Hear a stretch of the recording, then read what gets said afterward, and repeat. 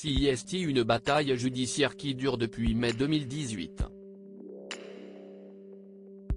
Ce mercredi 21 juin 2023, la Cour de cassation rejette le pourvoi formé par Sandevan Roy contre le non-lieu prononcé au bénéfice de Luc Besson et écarte définitivement les accusations de viol de l'actrice contre le réalisateur.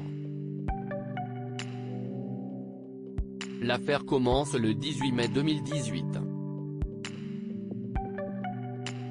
À la suite d'un rendez-vous à l'hôtel Le Bristol à Paris, Sandevan Roy dépose plainte pour viol contre Luc Besson. J'avais peur de mourir. Et même le lendemain, j'avais tellement de douleur que je suis tombé dans les pommes. Et quand c'est aussi violent, ça s'appelle un viol, confie la plaignante auprès de BFM Télévision. La bataille judiciaire commence, les accusations de l'actrice belgo-néerlandaise à l'encontre le cinéaste font d'abord l'objet d'un classement sans suite en 2019, puis d'un non-lieu en décembre 2021, confirmé en appel en mai 2022. Ce mercredi 21 juin 2023, la Cour de cassation écarte définitivement les accusations de Sandevan Roy en rejetant le pourvoi formé par celle-ci contre le non-lieu au bénéfice de Luc Besson.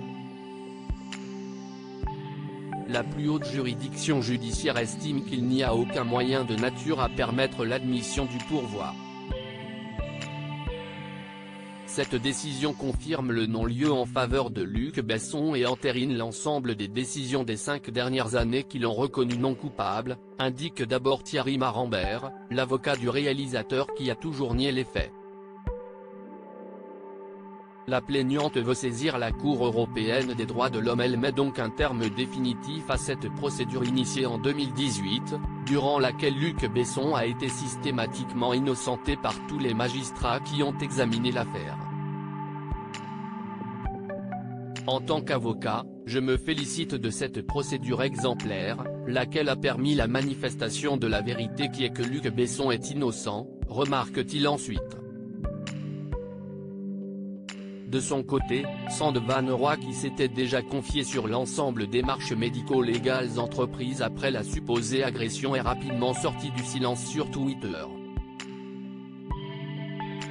La Cour de cassation a décidé de ne pas admettre mon pourvoi, ce qui aboutit une nouvelle fois à ce que la justice française refuse de se pencher sur des éléments de preuve du dossier. Je continue les procédures en cours et je vais saisir la Cour européenne des droits de l'homme, écrit-elle. Sandevan Roy ne reculera devant rien pour faire entendre sa vérité.